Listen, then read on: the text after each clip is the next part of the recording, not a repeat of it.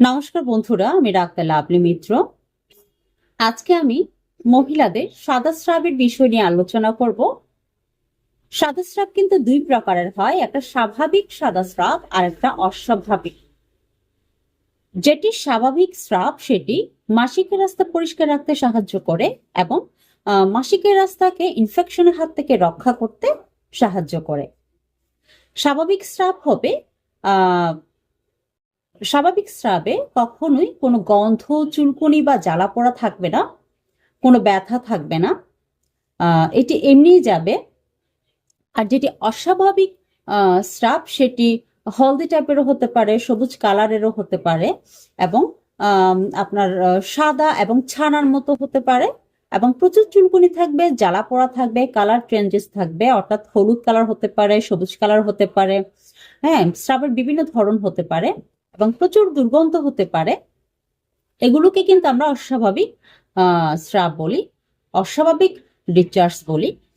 আহ, তো আমি আজকে কিছু টপ গ্রেডের হোমিওপ্যাথিক মেডিসিন আপনাদেরকে শেয়ার করব, আপনাদের সাথে আলোচনা করব যে মেডিসিনগুলো হোয়াইট ডিসচার্জের জন্য খুব ভালো রেজাল্ট দিয়ে থাকে। আমি সরাসরি মেডিসিনে চলে যাচ্ছি।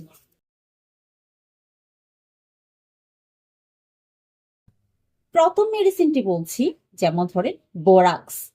Borax 30 CH potency.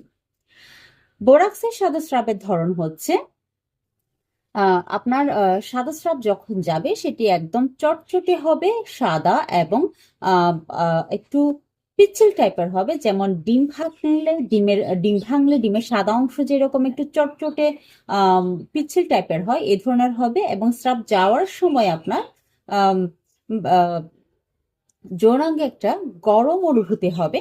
সেই ক্ষেত্রে কিন্তু এই বোরাক্স খুব ভালো একটি মেডিসিন এবং মাসিকের 15 থেকে 20 দিন আগে থেকে কিন্তু এই সাদা স্রাবটা দেখা যাবে। যদি এই সিমটমগুলো বিদ্যমান থাকে তাহলে কিন্তু বোরাক্স 30 CH পোটেন্সি আপনি 3বার একটানা 1 মাস নেবেন, খুব ভালো রেজাল্ট কিন্তু আপনি পাবেন।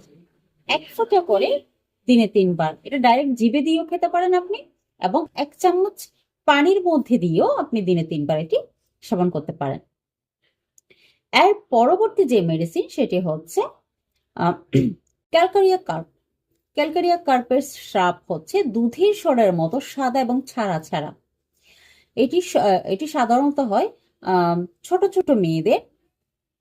ছোট ছোট মেয়েদের যদি সাদা স্রাব দেখা যায় তাদের ক্ষেত্রে কিন্তু আমরা ক্যালকারিয়া কার্প খুব সুন্দর রেজাল্ট পেয়েছি। অনেক সময় দেখা যায় খুব ম্যাদপূর্ণ থলথলে কতগুলো বাচ্চা থাকে, তাদের ক্ষেত্রে কিন্তু এটা বেশি হয়, হোয়াইট ডিসচার্জ বেশি দেখা যায়। তাদের ক্ষেত্রে কিন্তু এই মেডিসিনটি খুব ভালো রেজাল্ট দেয়।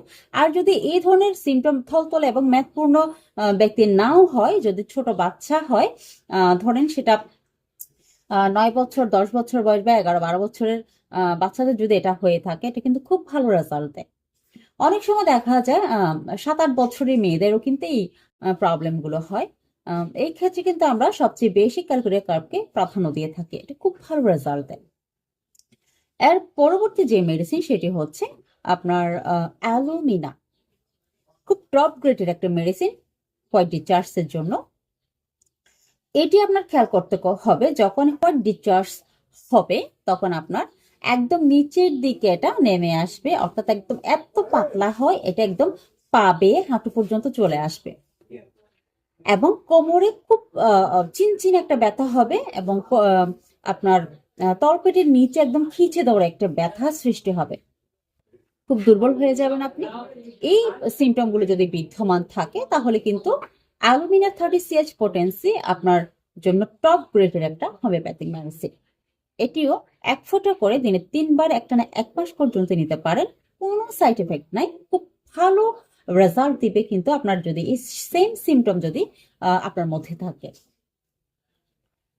এরপরে যে মেডিসিন সেটি হচ্ছে অশ্বগন্ধা। অশ্বগন্ধাকে আমরা কিন্তু খুব ভালো প্রাধান্য দিই তাদের ক্ষেত্রে, যেমন যাদের ছোট বাচ্চা আছে, ফিডিং করায় অর্থাৎ দুধ পান করায়, বুকের দুধ পান করায়, বুকের দুধ পান করায় বছর একদম পুরো বছর ধরে যদি বুকের দুধ পান করানোর পরে ওনার শরীরে খুব দুর্বলতা হয় এবং হোয়াইট ডিসচার্জের প্রবলেম থাকে, বসা থেকে দাঁড়াতে গেলে একদম মাথা ঘুরে পড়ে যাওয়ার একটা টেন্ডেন্সি থাকে, রক্ত শূন্যতা থাকে, তাদেরকে কিন্তু আমরা অশ্বগন্ধা খুব ভালো রেজাল্ট পেয়েছি। অশ্বগন্ধা সেক্ষেত্রে কিন্তু খুব ভালো রেজাল্ট দিয়ে থাকে। আপনার একাংশি বোতলের মধ্যে সেটা মাদার টিনচার নিতে হবে, যেটা কিউ আকারের থাকে। 15 ফোঁটা সকালে, 15 ফোঁটা দুপুরে, 15 ফোঁটা রাত্রে এটা সেবন করতে হবে খাবারের আধা ঘন্টা আগে।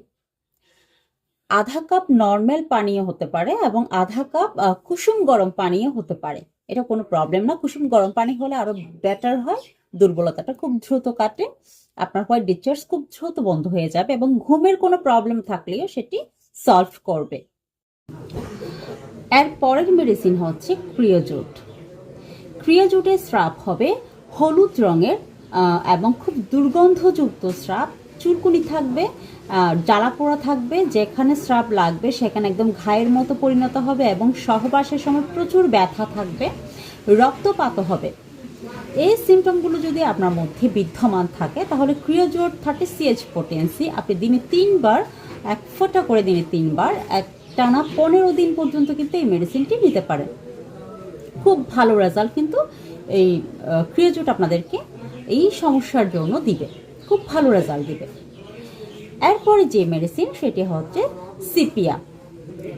Sepia 30 CH potency. সিপিয়া রোগীরা কিন্তু খুব পাতলা চিকন হয় এবং খুব অভিমানী ও ক্রন্দনশীল হয়, খুব দুর্বল টাইপের হয় এবং সবুজ কালারের কিন্তু স্রাব দেখা যায়, হলুদ কালার এবং সবুজ কালার, কিছু কিছু সময় হলুদ কালার দেখা যাবে স্রাব এবং কিছু কিছু সময় সবুজ কালারের দেখা যাবে, অর্থাৎ সবুজের সাথে হলুদ মিশ্রিতও থাকতে পারে, আবার কিছু সময় সবুজও থাকতে পারে, আবার কিছু সময় হলুদও থাকতে পারে। সিপিয়ার কিন্তু সবুজ এবং হলুদ দোনোটাই কিন্তু অনেক সময় একসাথে দেখা যায় এবং কোমরে প্রচুর পরিমাণে ব্যথা থাকবে, চুলকুনি জ্বালা পোড়া, দুর্গন্ধ সবগুলোই থাকবে, প্রচুর চুলকবে, প্রচুর জ্বালা পোড়া হবে।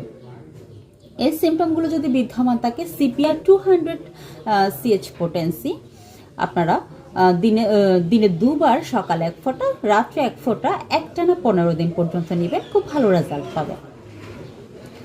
এরপরে যে মেডিসিন সেটি হচ্ছে পালসেটিলা। পালসেটিলার রোগীদের সবচেয়ে বেশি প্রবলেম দেখা দেয় মাসিকের অনিয়ম।